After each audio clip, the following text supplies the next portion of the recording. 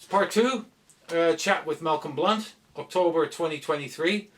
Did you know Malcolm is extremely famous? Malcolm coming out of nowhere. Did you find this at a bazaar or some sort and thought like, oh yeah, I like that? Just outside of Vancouver in a market. Yeah? Yeah. I never played it. I just thought it was a neat picture. Yeah, it is. Neat cover. It is a neat cover, but the title is the best part of it. For those that don't know, Malcolm helped me a lot to put the dots on my I's regarding the research I've been doing in my current book. Yeah, I have to do a shameless plug. Too bad. You'll have to grin and bear it. I released this book just over a month ago in paperback. And I was going to just release my papers about 2-3 years ago. And then, of course, I saw the value of the material that was inside Malcolm's archive. And the fact that it was all over the place. So it meant that I have to go through everything before I can actually say I went through it all. And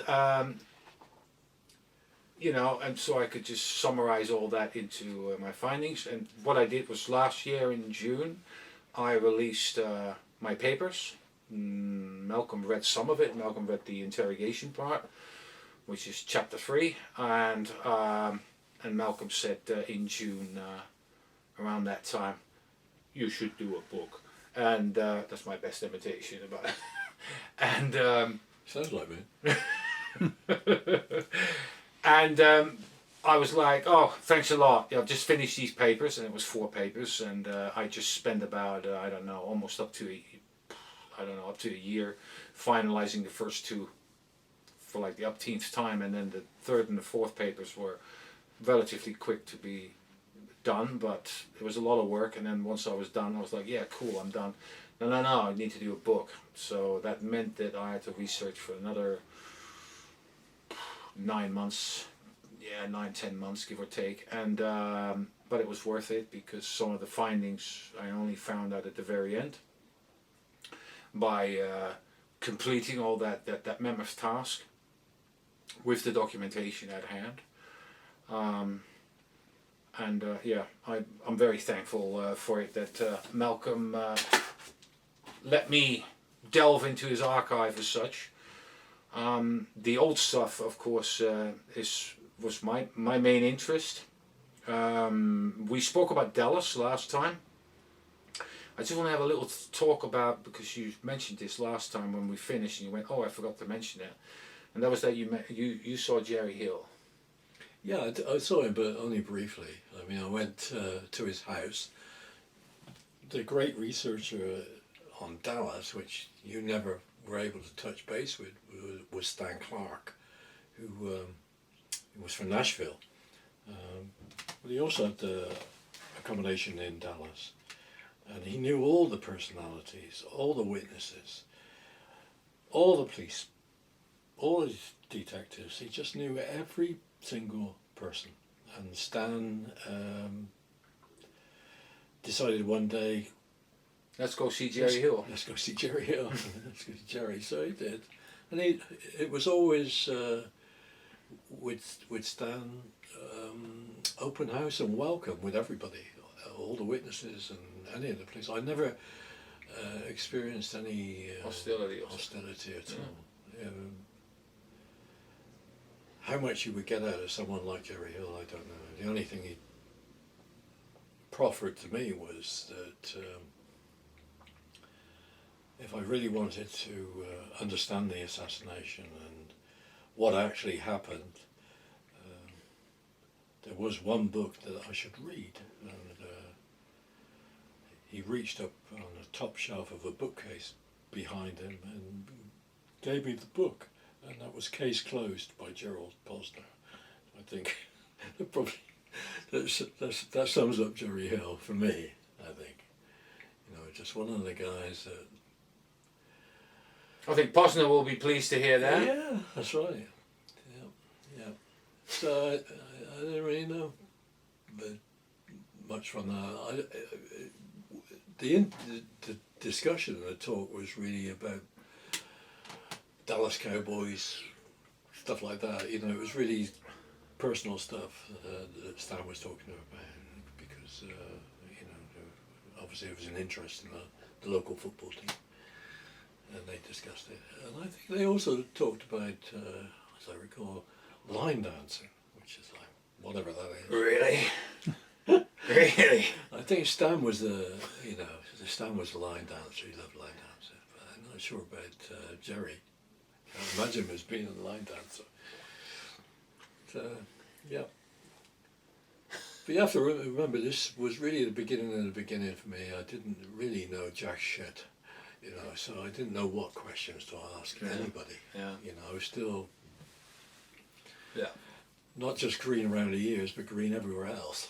You know, I'm sure I had opportunities to, if I knew then what I know now would be totally different. Yeah, of course. Oh my God. I would have nailed a few, so Yeah, right. you know, just put the paperwork in front of them and go, how do you explain this? Yeah. I don't. Yeah. So, But Stan was a gold mine, and I wonder actually if anybody ever listens to us. yeah, there's plenty. We get a fair amount of hits. I mean, it's nothing massive. I mean, I'm just thinking that, you know, we talked about it way back, you know, Stan Clark's papers, the Stan Clark's collection would have been, for first, you know, the people that look at the first 24, 48 hours, an immense gift, because he knew so much, and he knew so many people, and he was an impressive note taker. He took a lot of notes. So, yeah, it's a pity that some of these collections just disappear. well, that's But it's also I can say part to blame are the researchers themselves. that's true. It's up to them, and say like, right, send it to such and such a university, or make some kind of arrangement for that material to basically, and also have open access to it, because I hear all the nightmare stories from, well, William Law told me one about Lynn Mangan, who researched RFK Right. very deeply and gave it to university, I forgot the name which one, but she couldn't even access her own papers after she basically submitted Good them. grief. Yeah, so you get situations like that, and I'm just thinking, what's the point of submitting your materials to these people when they will not allow you access afterwards? And it's also with, I understand with that some people have huge archives. I mean, yours is massive, and if you come up to a university and say, well, I've got 25 to 30, maybe 40 of these 4-drawer cabinets as such, they'd say, yeah, see you later. On your bike. Well, on your bike, yeah. I can understand that, but now these days with digitization processes in place and scanning can be done relatively fast, the physical part of it, I mean, after that you need to title them and categorize them, fair enough, but at least it's on a hard drive and it can be shared on the internet for people to look at and so Right. forth. That element, I miss that, especially with researchers of, well, advanced age. I find that a derogatory term, but let's just say above pensioner age, and basically just have been sitting through among that stuff, and it just stands and it just sits there in all these boxes and shelves and whatnot, and just not do anything with it. And it's just, you don't understand, like, the people don't understand how much is actually lost because of that. I think that's a good point. And you had the foresight, and I probably basically pushed for it more. That I just said, no. Well, you were I'm interested. I'm you gonna know. digitize interested. this, because this is a gold mine of information. I know it's next level stuff. It's not for beginners, because documents are daunting. You know, in a book, you are spoon fed, but you're reading one person's opinion about those documents as such, whereas I rather say, no, let me just trawl to the documents and put the stuff together by myself. That's just the same method that you used.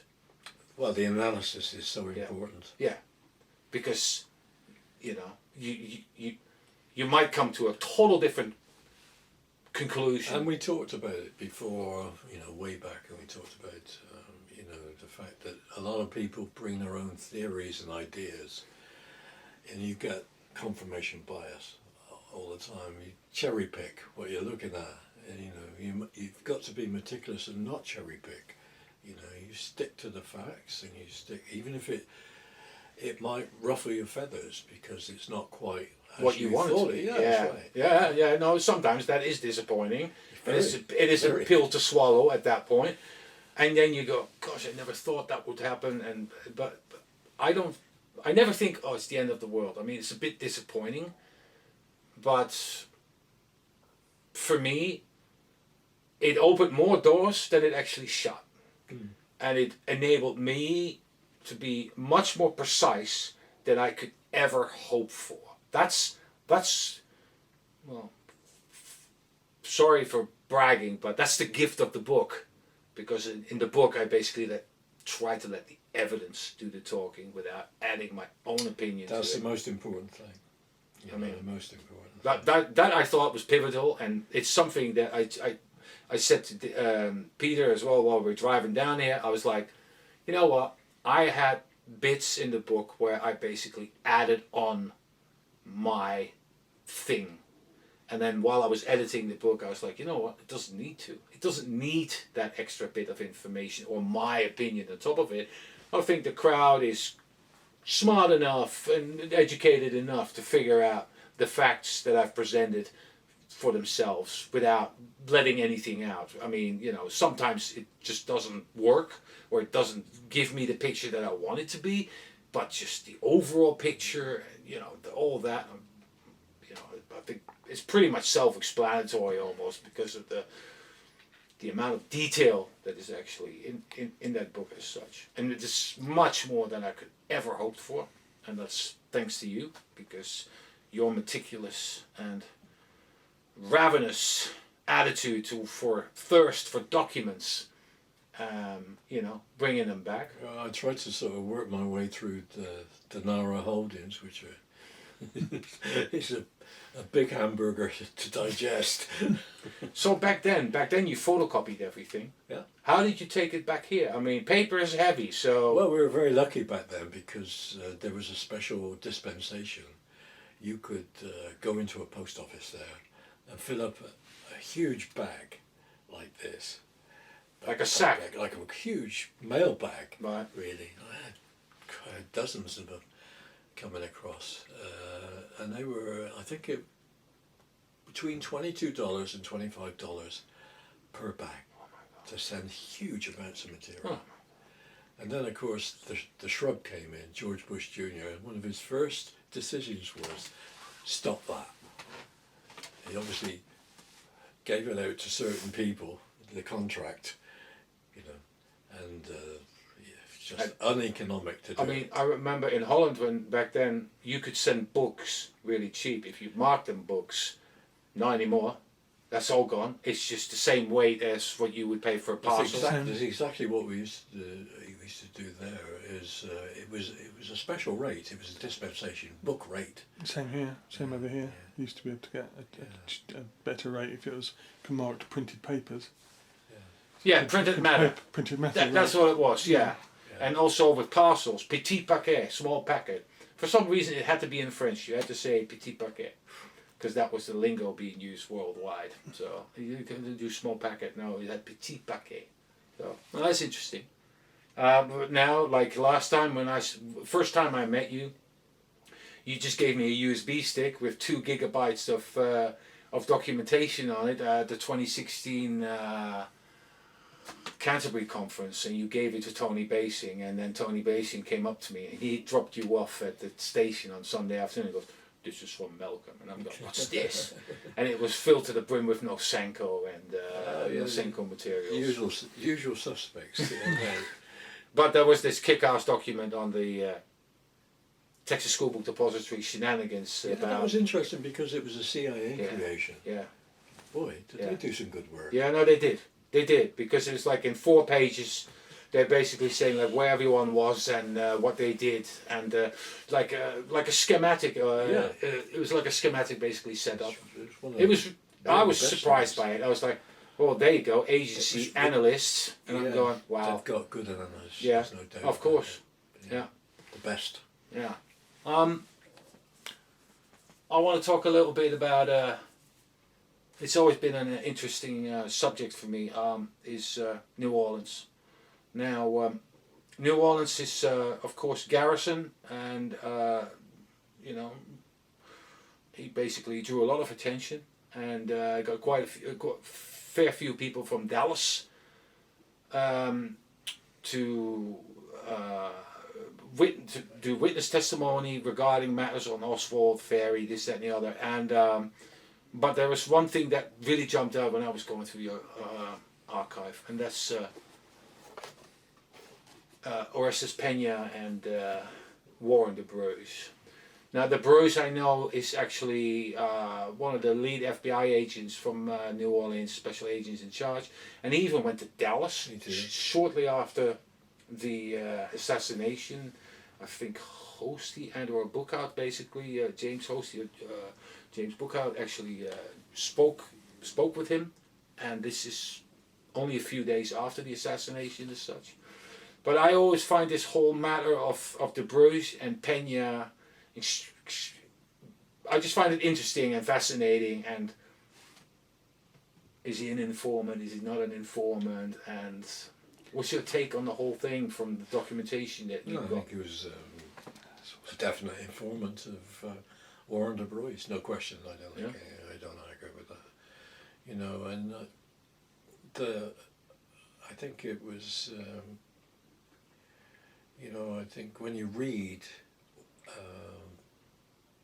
the church committee interview with de Bruce, it sort of meanders around. He's such a smooth operator, de Bruce. You know, this guy could sell ice cream to Eskimos. You know, it's just like unbelievable, super intelligent guy. Yeah. Super intelligent guy. My friend Joe Mellon interviewed him on quite a few occasions. Oh, really? Yeah, and very smart, she said, very smart, intellectually, very, very, very high intellect. So this guy really, I think, sidestepped any of the committees. He managed to. So clever, such a clever guy. He managed to sort of circumvent the awkward questions about Pena. And one way of doing it was to say, oh no, he's not an informant, he's a source of information. So, and, you know. Oh, right, okay. Cut. No, you don't have to cut. You can walk in front of it. I'll just cut this bit out. Okay. All right. I'll be back in a second. All right. You're. Please continue. Cut. Boom. Yeah, so de Bruce, fascinating guy. Someone, you know, that's rumoured to have an interest in Oswald. You know, that Oswald was an informant. Yeah, that thing, yeah. So that's been said over the years. But I don't think we ever had a real accounting of what de Bruce did, how he functioned. Because he was too smart. And I don't think people probably asked the right questions. I don't know. So, They didn't have the paperwork in front of them. That's once again, it's the thing. That's how they get away with it. but there were deep concerns within the FBI about Orestes Pena because of his knowledge about seeing Oswald in the company of other government agencies such as U.S. Customs and immigration officers, and INS these days. INS, and he had Penny had a lot of problems. He got he was attacked and beaten up, and lots of stuff happened to him, and I think there's a series, you probably got it in a collection, of cables that went round, I think they went round, virtually went round the world, about Orestes Pena. Very FBI cables, Airtels. It was very straight, in 1968, I believe. Right. I'll have to double check. So there was obviously great concern about what Orestes Pena could say. The most unfortunate part for me, and you do have these documents, was his relationship with Harold Weisberg. Why Harold didn't get the fact that the main thing that Pena was saying was Oswald was in the company of INS and US Customs people. That just baffles me. The fact that Pena said that he saw Oswald in company of these people at a specific government building. That baffles me. It still baffles me today. Why Harold didn't get it. Well, I have to. You know what? The fact that you mentioned this. Okay, so there's the Hosty document that I found in your drawers of his notes, basically made later that day on the 22nd. It was just like a pre-report for his joint report with James Bookout, where he basically says went outside to watch the presidential parade. Weisberg didn't see the significance of that document either, and he was the one who got his hands on that document and didn't connect it, because actually Hosty's papers were submitted early 97, and in late 97 is when Will Fritz's notes were published. That's right. And everybody was on the Will Fritz notes, but nobody connected it with the papers from Hosty that were already dropped there about 9 or 10 months prior. Yeah. Nobody saw this, and the only thing I've found so far is that Weisberg got his hands on it and basically said Hosty's a liar, Hosty's this, Hosty's that, but he didn't see through what the actual content, what it actually said as such. He just didn't want to believe it, the veracity of the actual document as such. He didn't understand it, and I don't know what physical situation he was in at that time. Not good. Yeah. Not good. I mean, I know he was ill, especially the last years. He couldn't even go to the basement and so It's a forth. nursing home. Yeah. So I don't. Nobody knows what or how it was, in what situation, state he was. And I think you have to say, with Harold, that's like two different periods of time. You have the one which is quite early on. His dealings with Pena were during the Garrison trial, Garrison investigation. But the later stuff in '97, I mean, you can forgive him for really not being up to speed, because he wasn't well. Definitely wasn't well. And also, I think there's always this sense, I think we talked about it earlier, you get a sense of exhaustion. You feel like you've done enough, let somebody else have a go. I mean, yeah, see what they... I mean, let's face it, what he did is phenomenal. I mean, So, especially in the 60s and all that. I mean, what Harold Weisberg did was just mind-blowing. I mean, he did so much, and dealt with government agencies trying to get these documents released. And later with Jim Lazar again, from the AARC, his lawyer, going after time after time, going after CIA stuff, going after FBI stuff, trying to hold these agencies to account, and it takes its toll, I think. To be fair, it takes its toll.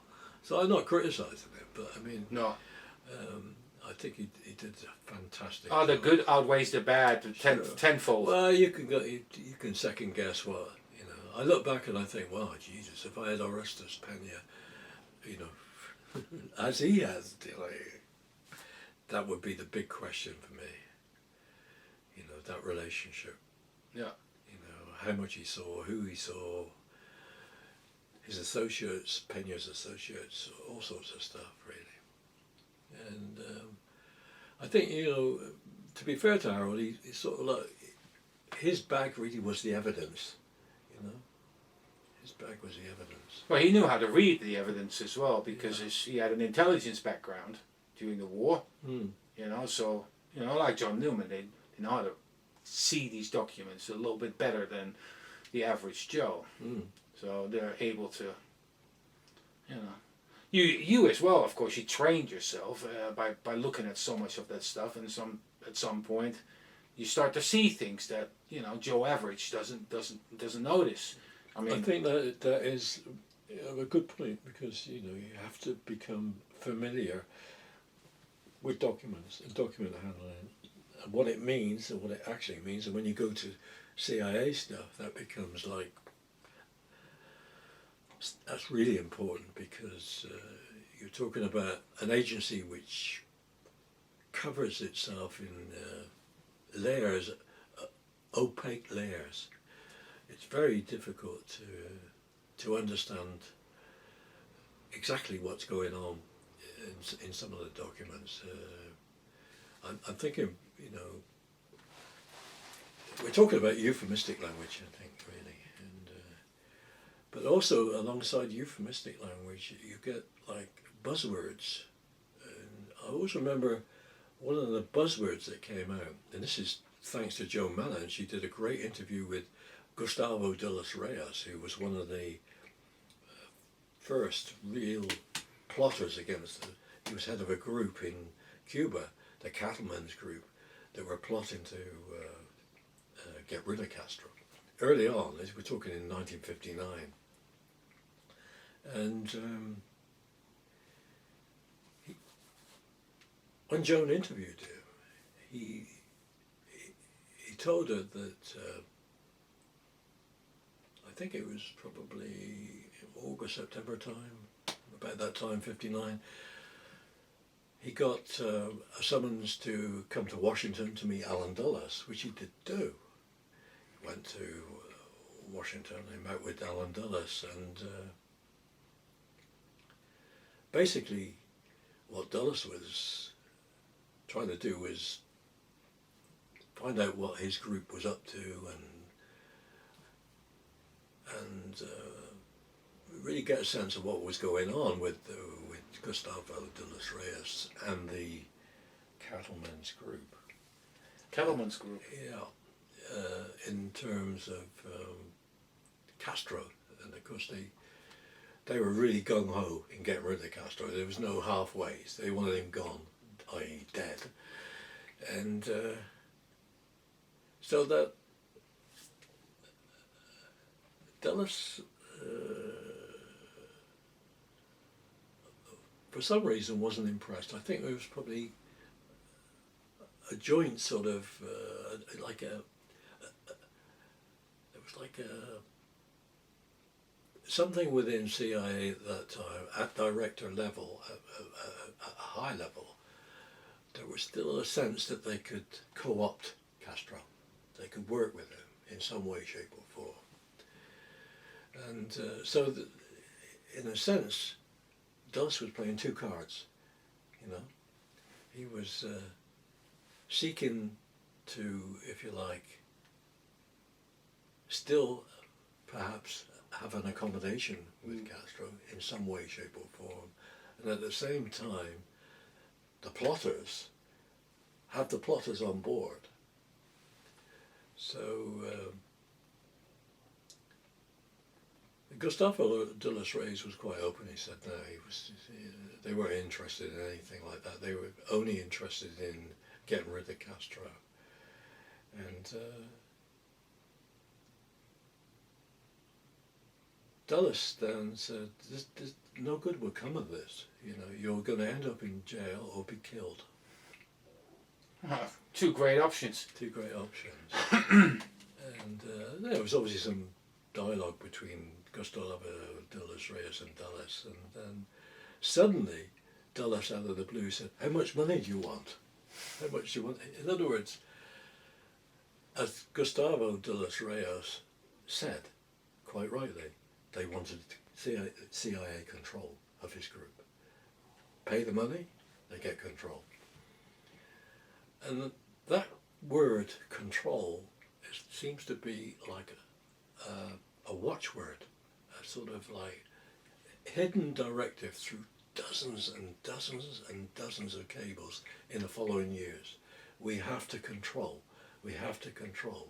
You get that in cables. Control, control, control. In relation to Cuban exiles, the Cuban exile movement, it was all about control for CIA. Right. You know, it's very important to know the source of some of this stuff, and the source of that control bit, which you see in cable after cable after cable, is Alan Dulles from that meeting with Gustavo de los Reyes, which was a great piece of investigation by John Mellon, I think. Great piece. Do you find But you know the story was after the Dulles statement to Gustavo de los Reyes. You know what happened?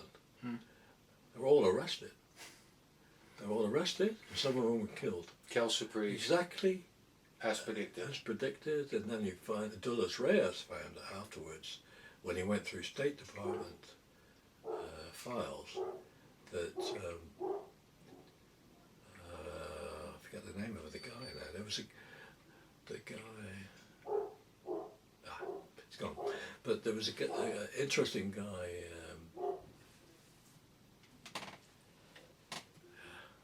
You get too old for this stuff. Actually passed on the Dulles information of that meeting, so that Castro security people picked up the plotters. So it came from Dulles. And you know that's what they did.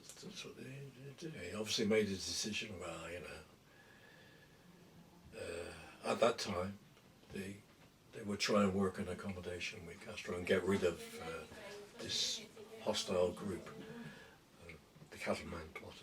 I mean, it's a much wider story. Of course. Which involves all sorts of people. David Atlee Phillips and others, J.P. Malone, Jack Malone. It's a fascinating story within a story. Yeah. But that word that goes on down through the decades really is like control. Do you share the opinion that I have, is that the whole Cuban exile things is under-investigated? I mean, you had Gordon Winslow. You've done it for a certain amount of years. You worked together with Winslow. You've got Larry Hancock. You've got John Mellon. David Boyle. Yeah, but I mean, I'm talking from the young people that I know. Hardly anyone basically touches Cuban exiles or the anti-Castro movement and so forth. I mean, it's very splintered and fragmented. I mean, we know like the groups that were involved as such, but overall, I just get this whole cluttered and fragmented impression. I think I would say it is cluttered and fragmented, very much so. But for certain personalities, it's if you try and understand what's going on. I mean, with Antonio Veciana, then because that becomes an important part of our research community. The alleged meeting with Bishop in Dallas 3 months before the assassination. Now, I've seen quite a few documents where this does get mentioned. And this is before, what's his name, went on video and he saw Veciana and he saw with Phillips, and that Oswald was there before that or just during, and I thought that this fella basically, he came forward and said that he witnessed it with his girlfriend, and his girlfriend doesn't remember anything of it. So I was like, well, that's one opinion against whatever. But then I started reading your documentation, and basically there are several documents that make mention of a meeting between Veciana and Bishop. And then you get that whole thing about Bishop being David Atlee Phillips. I mean, that whole thing is just an enigma within the enigma, as far as I'm concerned. I mean, there's no. Well, I have a big disagreement with my friend John Newman because, of course, he's like, Vessiano is full of shit. That's it. Forget it. But I think, for me, I see patterns of behaviour and timings. The one thing that Pete Bagley told me was the importance of timings when we do our research. In his case, he's talking about analysis, but when we do our research, timings, and the timings with regard to Vessiano and the people he was associated with are very interesting.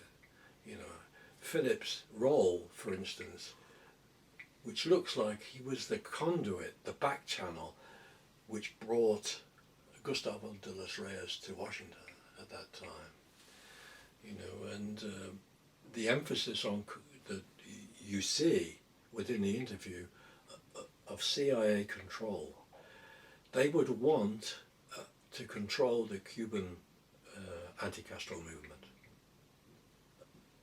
And so, as I said earlier, he's playing several cards, 2 cards at least, Dulles, at the same time, and it looks to me like they needed to have someone they could trust. Vessiano slots right into this, and the timings work. He slots right into this because of his association with the Cuban sugar billionaire and banker Julio Lobo, who was his sponsor. His relationship, Lobo's close relationship with Dulles, tells us absolutely that something was going on there with Vessiano and Phillips. The recruitment took place definitely around that time. So I mean, he's gone backwards and forwards in time, Vessiano, in some of his recollections. That's what makes him so infuriating. But it looks to me it's around that date, around the date when Gustavo de los Reyes went to Washington to see Dulles, because of this idea there was going to be a plot to get rid of Castro. And Philip is a back channel, or the conduit. So that's, and I wrote about that. I think I did. I told you that after 7 years of research, I put it all on one page. She's like insane. But So you spent 7 years on the whole Cuban thing. Vessiano. Yeah, Vessiano. Okay, so but I just want to go back a little bit to. But you see, there is much more to that story. When you think about it, the timings are so crucial in all of this. So crucial in regard to Vessiano. The control element was so important to Dulles that he injected it through the system, through the CIA system. That's why you can see multiple documents, multiple cables. It's all control. And what do you have in front of you when you look at a CIA document about Alpha 66? What do you say? We have no interest in Alpha 66. The most violently anti-Castro exile movement, we have no interest in. Right. Well, go and look at the Cuban mugbook, the Cuban handbook, which they did. CIA did in 64 or 65, I think it was. Which gives a short summary on all the Cuban exile movements.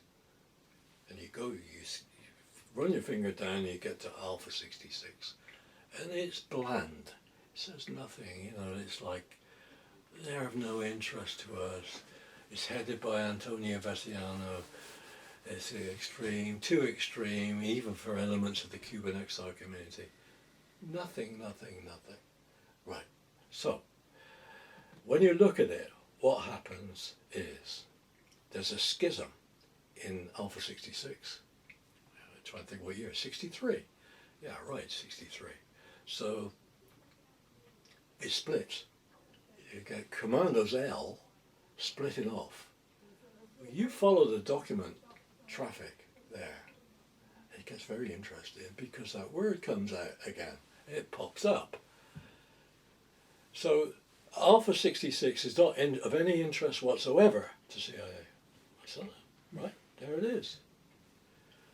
What do the documents tell us? We need to control Commandos L. We need to control. Control.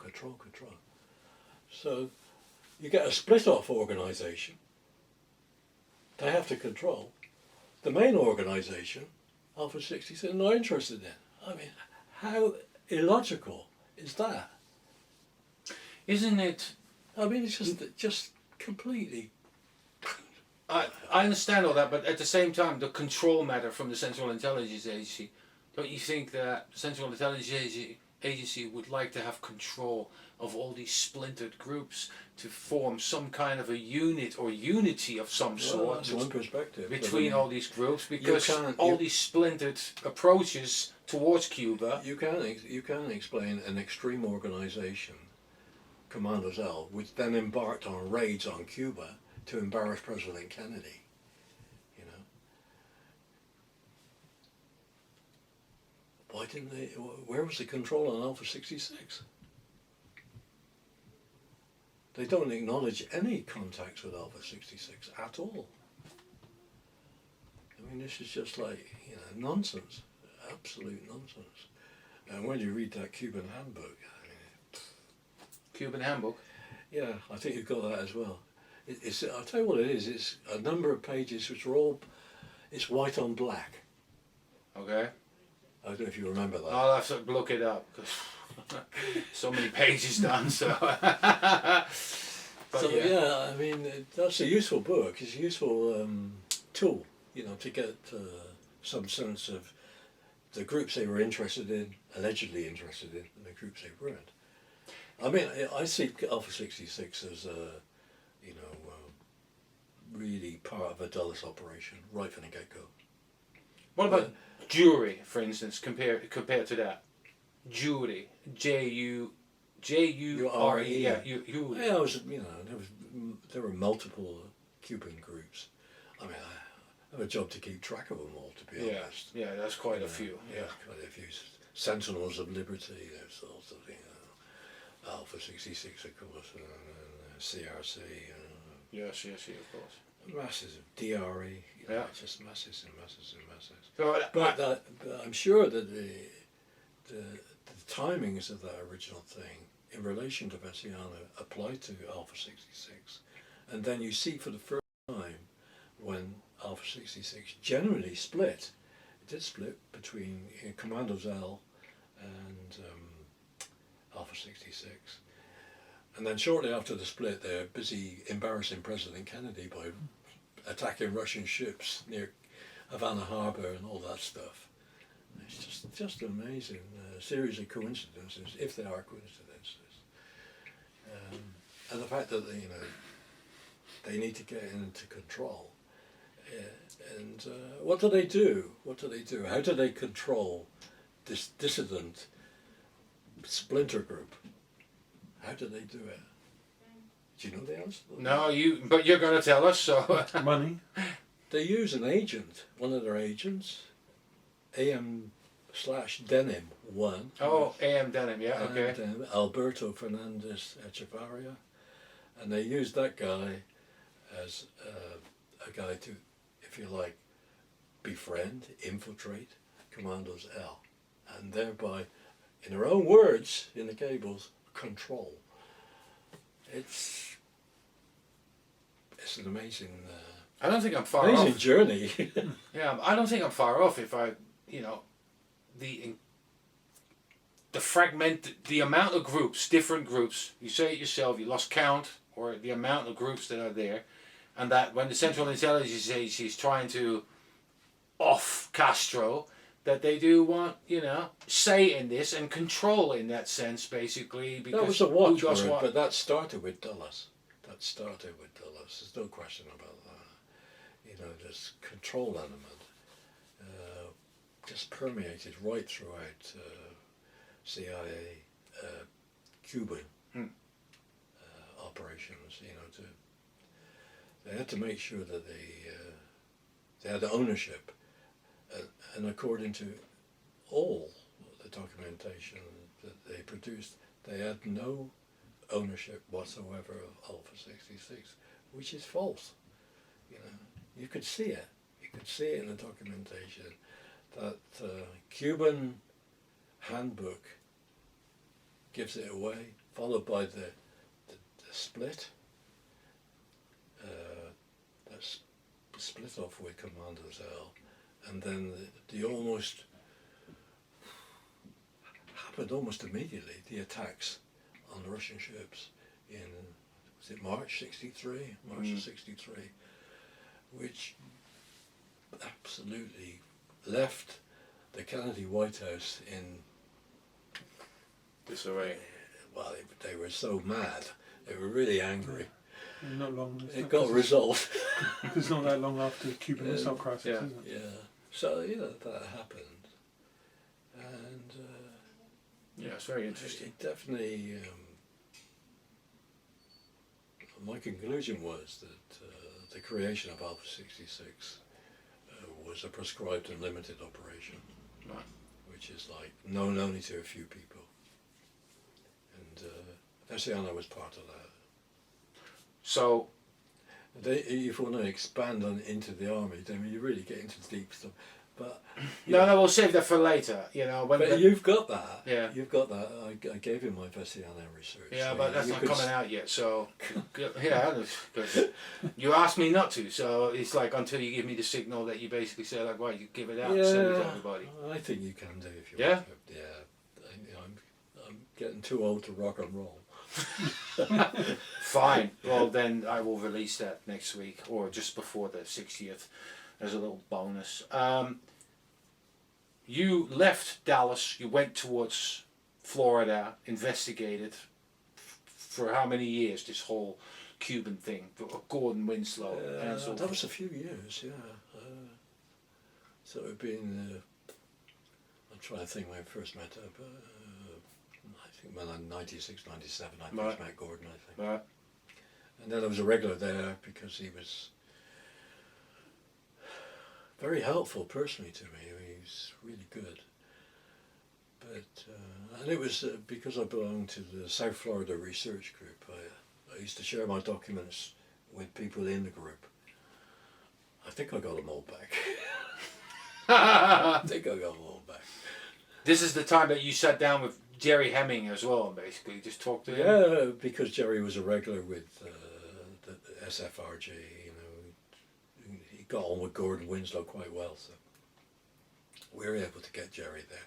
And also Gordon used to get really interesting Cuban exiles at meetings. So, Yeah, some of the pictures that you showed. Rolando Masferrer Jr. Masferrer, yeah. So he was there. I think there were quite a few people.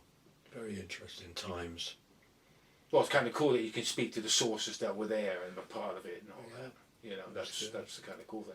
What made you decide to, I wouldn't say drop it and leave it behind, but yeah, and move on more to the Washington scene with the Central Intelligence Agency being the main thing? I think I just thought that, when I attempted to look at CIA stuff early on, it was the worst time because it was so heavily excised, redacted. You couldn't. Pages where nothing much was happening at all. Just page after page after page, which John Newman and Peter Dale Scott, I think, went through originally. When the original, I don't know, was it 2 million documents or something? Mm. It's a huge amount of material. 2 million pages. 2 million pages, yeah, and it looked like the review board had, managed to get some sort of extra releases, if you like, or more open releases from CIA.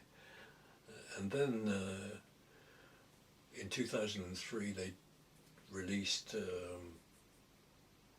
CIA segregated files from the microfilm, which is really interesting and series. But before that, they'd actually released a lot of stuff in the original CIA segregated files. So there were two lots of stuff there. You had the CIA segregated files, and you had the CIA segregated files from microfilm. So there were two different bits, and that was quite a massive material. And then when I got into the researchers' notes, that was really educational. 36 boxes of just great stuff. And if you want to understand the agency and how it works back then back in the 60s, then you can't beat that. Great material, educational material, if you want to try and understand how things worked. I just, if I just look at, when I just see the posts at the speculation forum, that's what I call it, education forum, it's just full of speculators. There is not a lot of mentioning of Cuba or the Cuban exiles overall. I mean, Larry Hancock, David Boylan makes mention of it, but there's only a few that are actually digging deep into it, and I don't see anyone, say, from a Hispanic background or a Cuban background. I'm really surprised. That's what I just don't get. That somebody just goes and stands up and say from my generation or maybe even younger, because my God, you have all these people there. Most of them live there in Florida still, and if you want to talk to them, that's where to be. But you have these people, you see, that they sort of appear as suspects in the Kennedy case, in the Kennedy assassination, and then they reappear in the Watergate. You have these people continually reappearing. So that's where a lot of interest is for me. I think because you get the same personalities showing up again and again. And was it like Quintero, people like that? Because Rafael Quintero.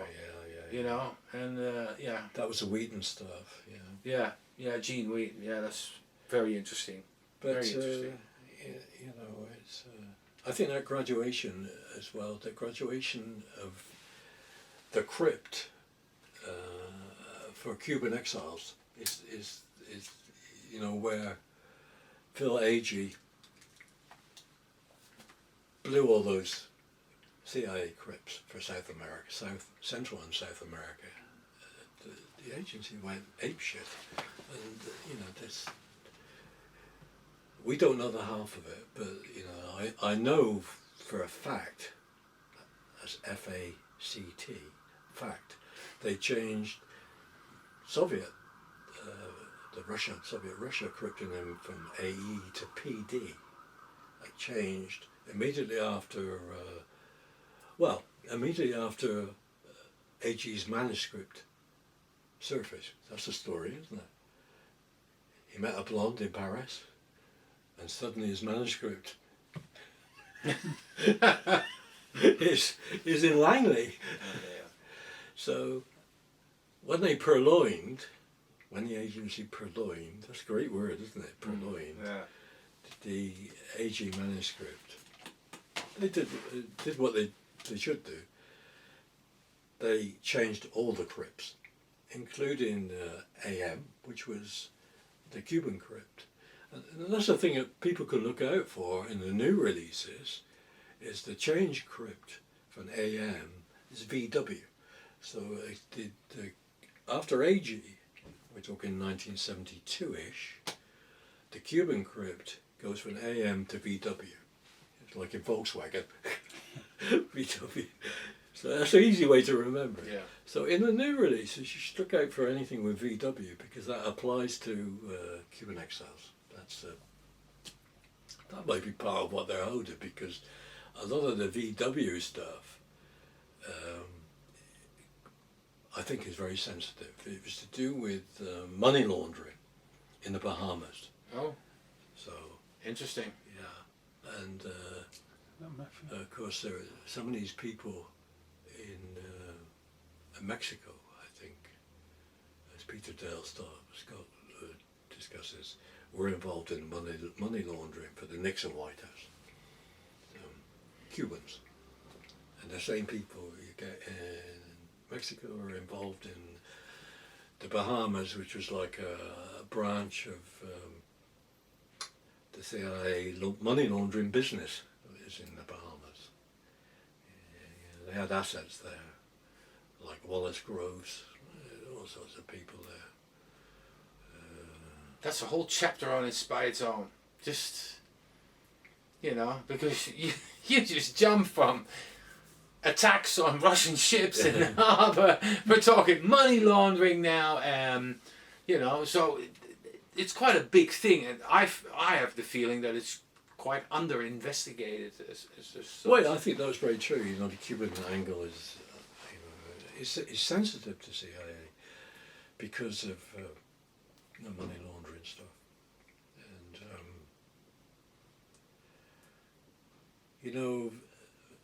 in Victor Marchetti's the miserable 2 pages that they released, which you gave me one, you managed to get one copy for me, which was different to another copy. On one copy they redacted 2 or 3 names, and then on the second copy those 2 or 3 names were allowed, and on the next copy the ones that had been allowed on the earlier copy were reduced. Really crazy. So obviously somebody didn't quite know what they were looking at with that document.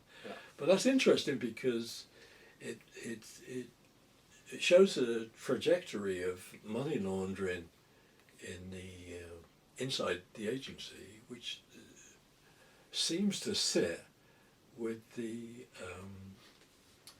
Office of General Counsel, which is, I suppose it's logical. So you get a notional company, inside CIA, sitting as a board, people around the table. I can imagine people discussing, where money is, black money, illegal money is going and coming, where it's going, who's doing it, and all the rest of it. Inside the OGC. It's absolutely amazing.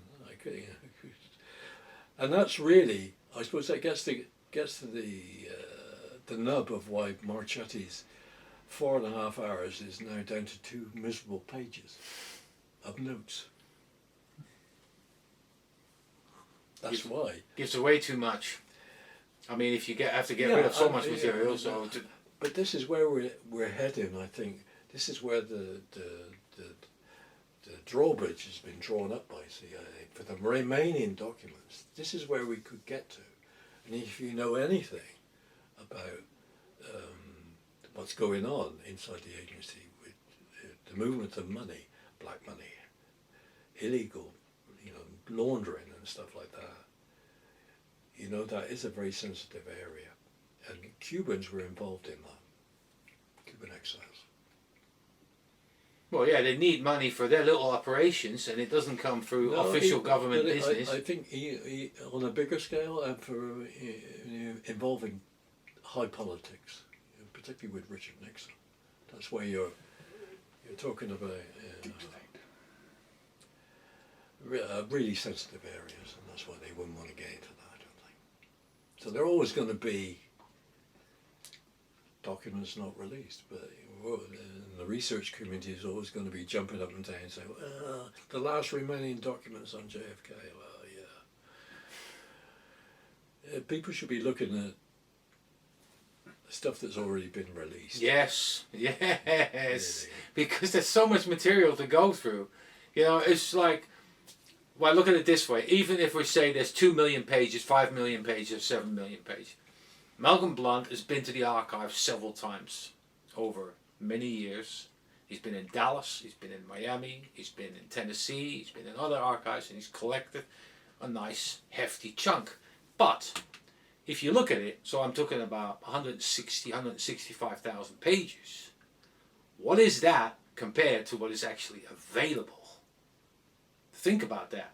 That's less than, well, even if we're talking 2 million pages only, it's less than 10%. You know, and you spent, well, you've been 3 6-month trips to Dallas. You've been, how many times have you been to Washington? Can't count them. No, Roughly, give me an estimate. 20? Yeah, easy. Yeah? Maybe more. Maybe more. Yeah. And what is the Some of them for long spells. Yeah, so what were tell me about the long spells then. How much? How many times? Months? Altogether? 2 years? Maybe more. Really? So altogether more than 2 years. Yeah. So think about it. Out of the millions of pages that are available, he's collected. I mean, you've seen more than you have collected. I mean, of course, you've got to make decisions there. Well, the handwritten notes are elsewhere. You know. But I mean, that just shows you, like, that puts things in perspective. You saw what you actually collected and managed to get your hands on. Of which a lot of it is not online. Of which a few handfuls are re-redacted after you manage to get them, and they're open, more open than the ones that are actually currently being released. I'm not talking a lot of documents, there's 4 or 5 documents. I think, you know, there's lots of things that NARA could do. They could certainly release their working papers. You know, we don't have any of those.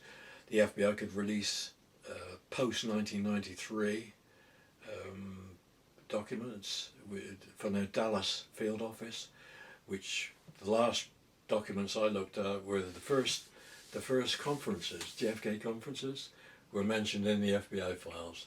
Yeah. Descriptions of speakers, what they were doing, what they were talking about. Yeah, you've mentioned this before. Yeah. Yeah. So, you know, we haven't had any of that stuff. That's like 30 years ago. Come on, FBI, let's, you know, send it to the National Archives and let us look at it.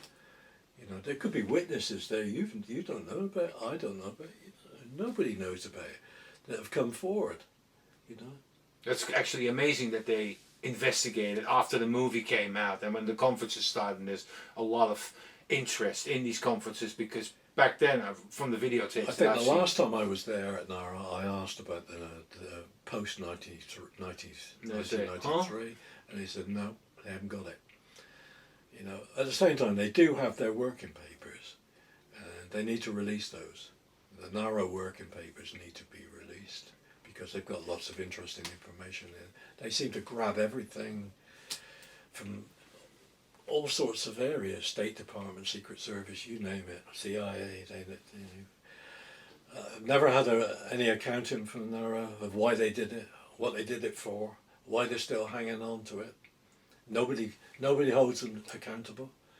You know, you've got people saying, "Oh, let's release the final documents." Right, let's get the NARA papers, working papers released. That would be something. We know they exist.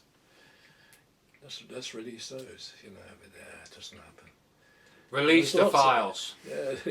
I mean, there's lots of stuff. You know, that's available that we could ask for. You know, those FBI files would be very interesting for researchers. Post 1993, JFK investigation, and Lee Harvey Oswald files from Dallas.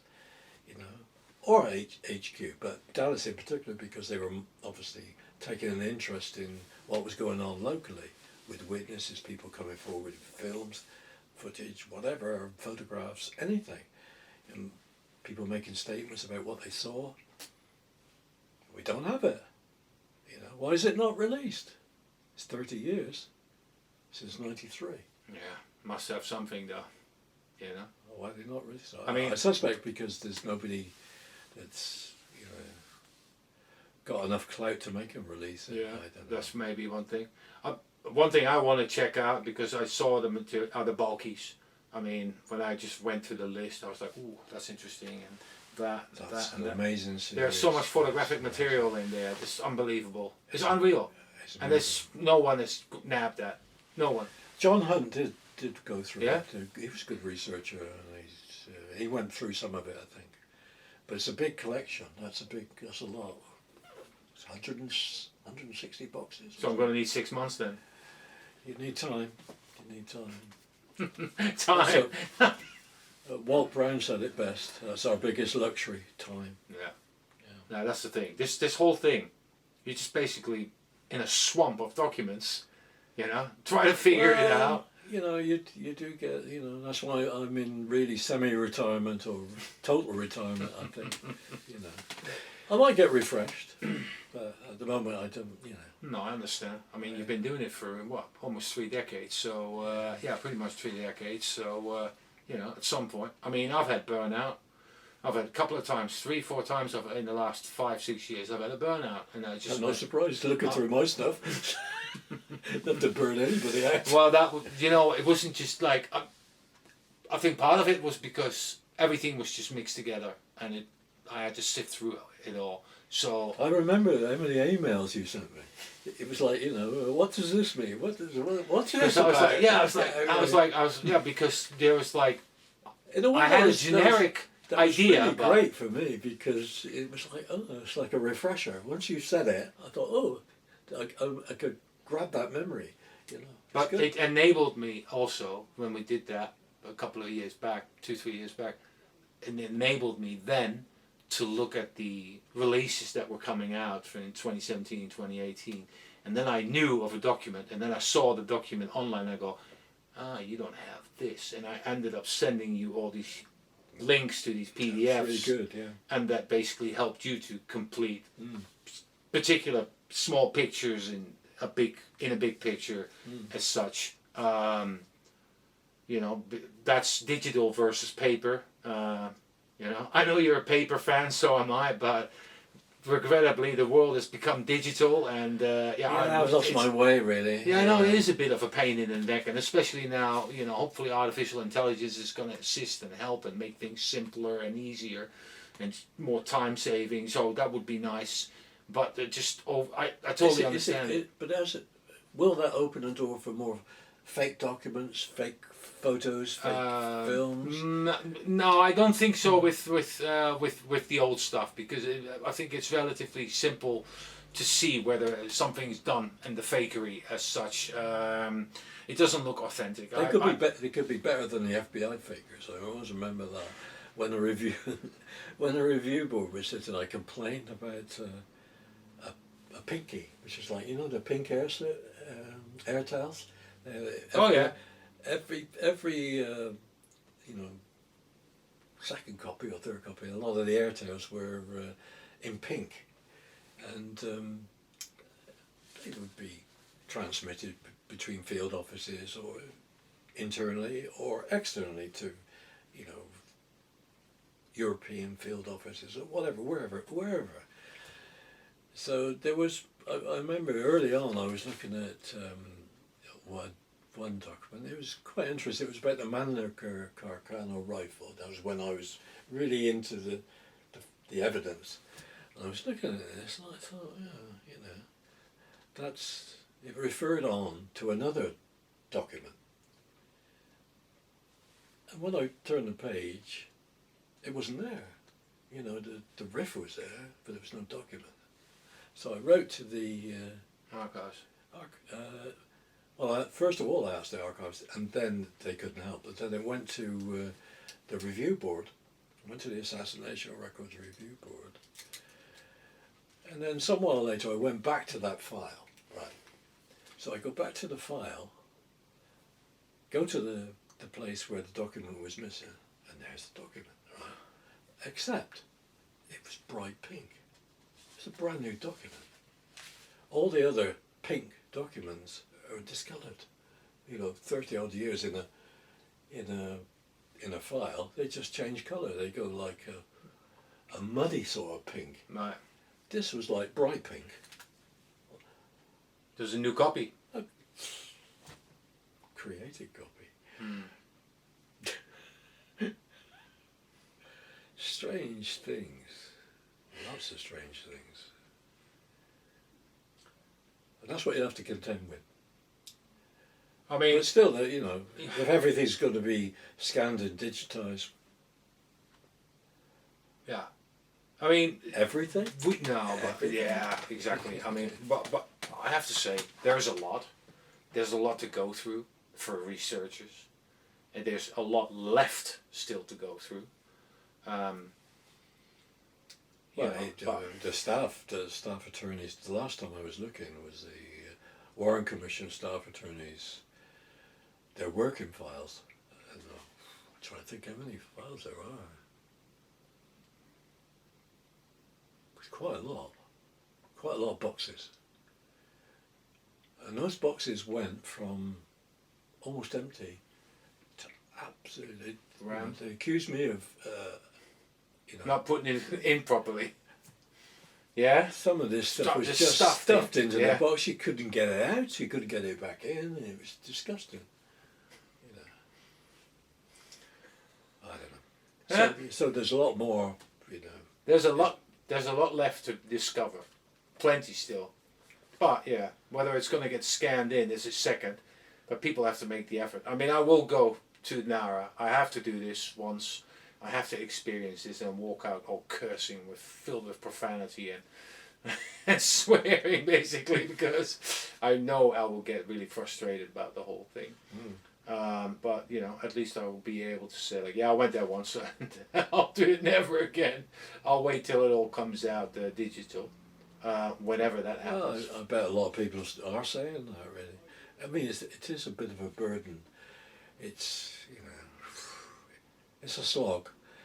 I mean, when you first start, it's not a slog, it's great. Let's get on to the next, let's get on to the next. But gradually, over the years, you start to capsize. It's just not...